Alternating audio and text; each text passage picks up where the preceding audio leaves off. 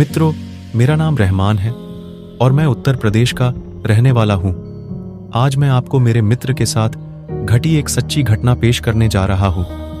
मेरे मित्र का नाम वसीम है और हम बचपन से ही बहुत अच्छे दोस्त हैं और हमारी हर एक बात एक दूसरे से शेयर करते हैं। हम जब कॉलेज में आए थे तब उसकी सगाई हो गई थी। वो उसकी मंगेतर से, जिसका नाम रेशमा था, से बहुत प्यार करता था और वो दोनों रात भर मोबाइल पर बातें करते रहते। एक दिन की बात है, उसने मुझे बताया कि वो उसकी मंगेतर से रात को बात कर रहा था। वसीम ने उसकी मंगेतर को मिलने के लिए बोला तो उसकी मंगेतर बदली हुई आवाज में बोली, तू ज्यादा मत बोल वरना तेरे को वही दफन कर दूंगी। वसीम एक बार तो ये सुनकर चौंक गया और फिर सोचा वो शायद मजाक कर रही होगी। फिर वसीम भी उसको मजाक में बोला, क्या कर लेगी तू मेरा, देखते हैं तो। वो फिर बोली, आज रात देख तेरे साथ क्या होता है। यह कहकर उसने मोबाइल रख दिया। अगली सुबह जब वसीम मुझसे मिला तो वो अपनी आप बीती बताने लगा। उसने मुझे रात को फोन वाली बात बताई और उस रात उसके साथ जो हुआ वो बताया। उसने बताया कि रात को 2-3 बजे के आसपास अचानक उसकी नींद खुली और उसके सामने एक सफेद लंबी दाढ़ी वाला आदमी बैठा था। वो बोलने लगा, ले आ गया मैं, अब देख तेरे साथ क्या होता है। उसने वसीम के गले को पकड़ लिया। ऊपर मेरी सांसें रुक गई। वसीम ने उसी वक्त अल्लाह का नाम लेते हुए नमाज पढ़ना शुरू कर दिया और वो उसके सामने से गायब हो गया। मुझे उसकी बात सुनकर बड़ा अचंभा हुआ कि ऐसे कैसे हो सकता है। उसके अगले दिन वसीम ने फिर अपनी मंगेतर से मोबाइल पर बात की और बोला, कल रात तुम मुझे क्या अनाप शनाप बोल रही थी। उसकी मंगेतर ने कहा, ऐसा कैसे हो सकता है जबकि कल तो मैंने फोन ही नहीं किया था। यह सुनकर वसीम के रोंगटे खड़े हो गए और उसने तुरंत फोन काट दिया। उसी वक्त वसीम ने मुझे फोन किया कि उसकी मंगेतर की तबीयत खराब है और कल उसके घर पर चलना है। अगले दिन हम दोनों तैयार होकर वसीम की मंगेतर के घर गए। वहां हमने दरवाजा खटखटाया तो उसकी मंगेतर सामने खंगी थी और बदली हुई आदमी की आवाज में बोली, तू फिर आ गया ना, तूने अगर अंदर कदम रखा तो यहीं पर तेरा जनाजा निकाल दूंगा। वसीम बोला कि ये क्या बोल रही है तू।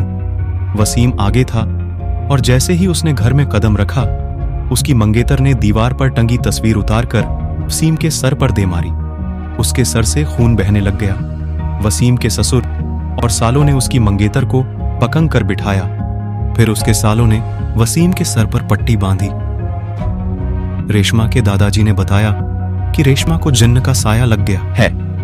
इस पर वसीम के ससुर ने उन्हें अपना मुंह बंद रखने को कहा। थोड़ी देर रुककर हमने वहां से सीधे अस्पताल जाकर ढंग से पट्टी करवाई। उसके अगले ही दिन मुझे वसीम का फोन आया कि रेशमा की तबीयत बहुत खराब है और वो अस्पताल में भर्ती है। वसीम ने बाइक निकाली और हम दोनों जल्दी अस्पताल पहुंचे। वहां पर पहुंचते ही हमने डॉक्टर से रेशमा की हालत पूछी तो उसने बताया कि उसकी हालत बहुत नाजुक है, कोई असली बीमारी का पता नहीं चल पा रहा है और उसके घर वालों को डॉक्टर ने रेशमा को घर ले जाने को कहा। सभी हैरान थे कि ऐसी क्या बीमारी है जिसका इलाज डॉक्टर के पास भी नहीं है। फिर उसके घर वाले रेशमा को घर ले आए। रेशमा ने वसीम को बुलाया और कहा कि मैं अब ज्यादा दिन जिंदा नहीं रह पाऊंगी और तुम किसी अच्छी लड़की से शादी कर लेना। यह सुनकर वसीम की आंखों में आंसू आ गए और बोलने लगा कि मैं तुम्हें मरने नहीं दूंगा।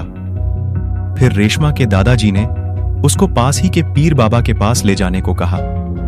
हम उसको पीर बाबा के पास ले गए और पीर बाबा ने बताया कि इसको एक बुरे जिन्न ने जकड़ लिया है जिसकी वजह से वो इसके शरीर को नुकसान पहुंचा रहा है। अब बहुत देर हो गई है। पीर बाबा ने बताया कि इसका एक ही इलाज है।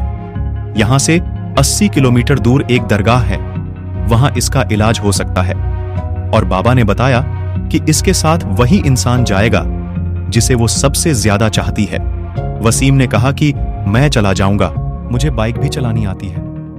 रात के 3 बजे वसीम और रेशमा दोनों बाइक पर निकल पड़े, लेकिन आधे घंटे बाद किसी का फोन आया कि वसीम और रेशमा दोनों एक्सीडेंट में मारे गए। ये सुनकर मेरा रो रो कर बुरा हाल हो गया। मेरा सबसे करीबी दोस्त अब इस दुनिया में नहीं रहा। ऐसी और वीडियोस देखने के लिए हमारे चैनल को सब्सक्राइब करें